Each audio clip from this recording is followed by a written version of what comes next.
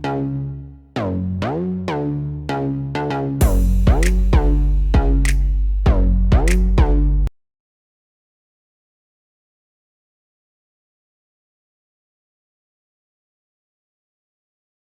Everyone, this is Nishtha and welcome back to the channel. UGC के chairman ने एक statement दी है जिसमें उन्होंने समझाया है कि नॉर्मलाइजेशन कैसे होगी। इक्वी परसेंटाइल मेथड, इंटरपोलेशन जैसे टर्म्स काफी कंफ्यूजन क्रिएट कर रहे हैं, but worry not, I am here to explain all of this.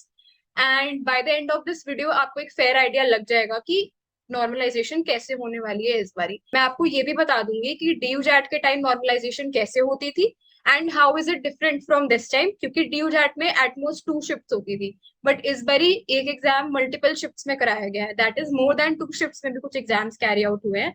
तो उनकी नॉर्मलाइजेशन का प्रोसेस जो है वो मैं आपको इस वीडियो में समझा दूंगी। And I guess this would be the first video on YouTube explaining all this in a clear and crisp way. तो give it a like and subscribe and share करो ये videos with your friends. And let's get to the screen now. तो अब आ गए हैं हम screen पे and हम समझेंगे नॉर्मलाइजेशन कैसे होगी सीयूईटी 2022 में। इक्वी परसेंटाइल मेथड और इंटरपोलेशन, ये दो बज़वर्ड्स हैं जो इंटरनेट पे हर जगह भी देखने को मिल रहे हैं। अगर मैं बहुत सिंपल वर्ड्स में आपको समझाना चाहूँ तो हम एक एग्जांपल ले लेते हैं।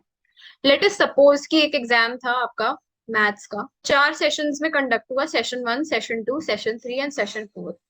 अब ये हो सकता है अलग अलग डेज में भी कंडक्ट हुआ हो या एक ही दिन में 2 अलग अलग शिफ्ट्स में कंडक्ट हुआ हो, दैट डज नॉट मैटर।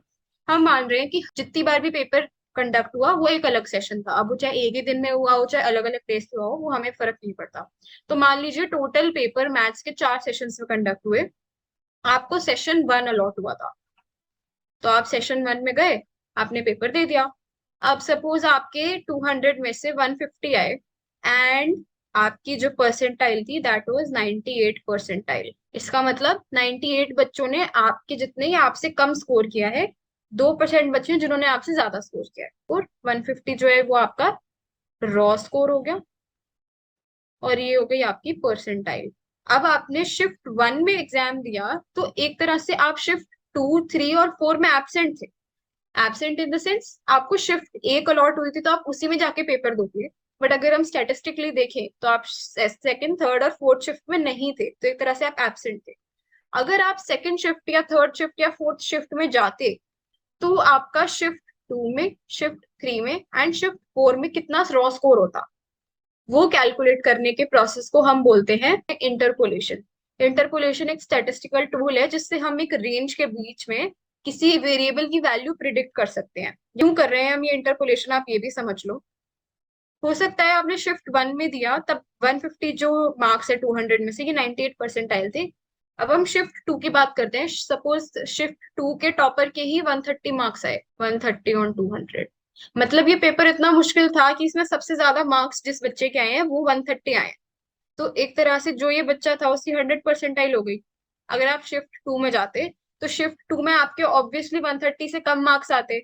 मान लेते हैं कि अगर आप 2 में जाते तो सपोज आपके आते 105, सपोज मान लो।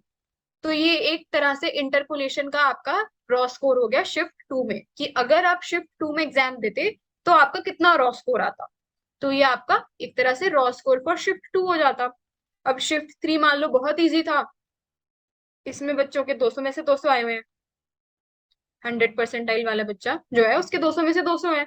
तो मान लो कि based on number of students, based on number of scores, किसने कितना स्कोर किया कि 180 के अराउंड बनते हैं, तो ये आपका शिफ्ट 2 का रॉ स्कोर हो गया इंटरपोलेशन के थ्रू। ऐसे ही शिफ्ट 4 में भी आपका कुछ ना कुछ रॉ स्कोर होगा इंटरपोलेशन के through. That is an estimated value कि अगर आप सेम परफॉर्मेंस देते तो बाकी शिफ्ट्स में आपका कितना रॉ स्कोर बनता बेस्ड ऑन बाकी शिफ्ट्स में बच्चों ने कैसा परफॉर्म किया। हर बच्चा एक ही शिफ्ट में एग्जाम दे के आया होगा। कोई बच्चा जो शिफ्ट 2 का है उसका इंटरपोलेशन हम शिफ्ट 1, शिफ्ट 3 एंड शिफ्ट 4 के लिए करेंगे। कोई बच्चा जो शिफ्ट 3 का था उसका इंटरपोलेशन हम शिफ्ट 2, शिफ्ट 1 और शिफ्ट 4 के लिए करेंगे। हर बच्चा एक ही शिफ्ट में एग्जाम दे के आया तो बाकी की जितनी भी बची हुई शिफ्ट्स हैं सब में उसका रॉ स्कोर इंटरपोलेशन से निकाला जाएगा। तो अनफेयर किसी के लिए नहीं होगा क्योंकि हर बच्चा एक ही शिफ्ट में एग्जाम दे के आया, आप भी एक शिफ्ट में एग्जाम दे के आए हो। आपकी भी बची हुई शिफ्ट्स में इंटरपोलेशन से स्कोर निकलेगा, उस बच्चे की भी बची हुई शिफ्ट्स में इंटरपोलेशन से स्कोर निकलेगा। अब इन इन स्कोर्स का क्या होगा, फोर्थ शिफ्ट में सपोज 100 परसेंटाइल वाले बच्चे के आए 100, तो मान लो आपके आएंगे 80 के around. Just a rough estimate है एंड ये सिर्फ मैं एज एन एग्जाम्पल ले रही हूँ आपको समझाने के लिए। तो ये चार आपके स्कोर हो गए, 150, 105, 180 एंड 80। अब ये आपके, एक आपका एक्चुअल रॉ स्कोर है और बाकी तीन आपके इंटरपोलेटेड स्कोर्स हैं। इन चारों का अगर हम एवरेज करें, 105, 150, 180 एंड 80 का अगर हम एवरेज करेंगे चारों शिफ्ट्स का, तो आपका आएगा 128.75। ये आपका नॉर्मलाइज स्कोर आ गया। ऐसे ही हर बच्चे ने, जैसे मैंने कहा था, एक शिफ्ट में पेपर दिया होगा तो उसका हर बची हुई शिफ्ट में इंटरपोलेटेड स्कोर होगा, तो हर बच्चे के 4 स्कोर्स आएंगे। हर बच्चे के 4 स्कोर्स का एवरेज लिया जाएगा और हर बच्चे का फिर एक नॉर्मलाइज्ड स्कोर आएगा। मान लेते हैं हम कैलकुलेशन इजी करने के लिए कि हर शिफ्ट में 100 बच्चे थे जिन्होंने पेपर लिखा। आप शिफ्ट 1 में पेपर देके आए तो आपकी जो 98 परसेंट आई थी, ये आपको 100 बच्चों में से रैंक करके आई थी। पर अब जो ये आपको नॉर्मलाइज स्कोर है, ये हर बच्चे का निकला होगा, मतलब कि 400 बच्चों का नॉर्मलाइज स्कोर निकलेगा।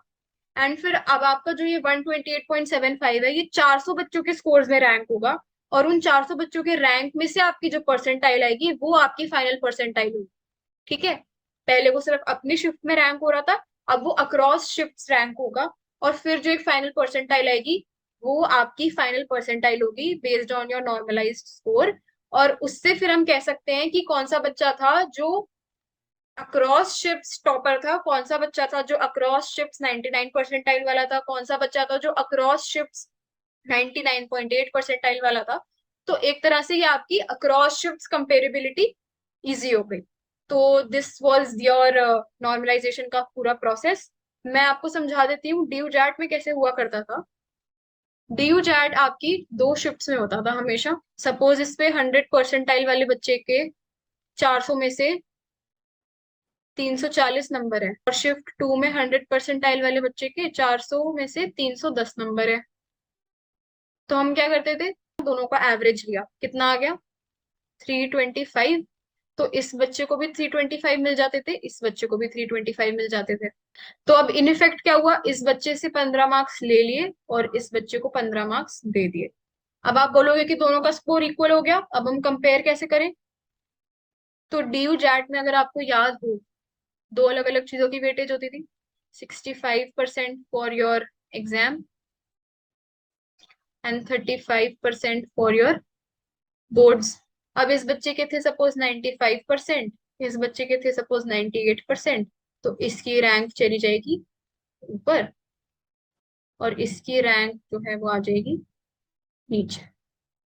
मेरा जो स्कोर था उसमें मैंने जब क्वेश्चंस चैलेंज किए थे तो +8 हुआ था, बट नॉर्मलाइजेशन के बाद -7 हो गया था, तो in effect I gained 1 mark. इसीलिए मैंने कहा था नॉर्मलाइजेशन में कोई जमीन आसमान का फर्क नहीं आता, थोड़ा बहुत ऊपर नीचे होता है। वो क्वेश्चन आंसर की चैलेंज करने से मेरा जो नॉर्मलाइजेशन का एक तरह से लॉस होना था वो ऑफसेट हो गया। हो सकता है किसी का नेट लॉस हो सकता है किसी का नेट प्रॉफिट हो। तो आई होप कि आपको क्लैरिटी आ गई होगी कि नॉर्मलाइजेशन कैसे होगी पूरी। एंड नहीं, अगर आपको सही में वैल्यू डिराइव हुई इस वीडियो से तो please give it a like, share करो अपने फ्रेंड्स के साथ। इधर उधर भागने की जरूरत नहीं है, एक वीडियो देखो सब समझ आ जाएगा, चिल रहो, किसी और चीज पे दिमाग लगाओ। इक्वी परसेंटाइल, इंटरपोलेशन, इन सबको समझ के भी आप अपना स्कोर प्रिडिक्ट नहीं कर सकते क्योंकि आपके पास पूरा डेटा नहीं है, पूरा डेटा सिर्फ एनटीए के पास है। पर ट्रांसपेरेंसी के लिए वो आपको बता देते हैं कि आपके साथ कुछ अनफेयर नहीं हो रहा, इसलिए उन्होंने पूरा मेथड एक्सप्लेन कर दिया। कंफ्यूजन ना हो, क्लैरिटी आ जाए, इसीलिए मैंने पूरा आपको इजीली इजी वर्ड्स में एक्सप्लेन कर दिया है। फिर भी कोई डाउट हो कमेंट्स में लिखो, I am replying to all the comments as soon as possible. And आपको नेक्स्ट वीडियोस किस टॉपिक पे चाहिए वो बताओ, and I will see you in the next video. Till then bye bye, take care, keep learning. I can hear the demons call when they do what they do, and now I feel like taking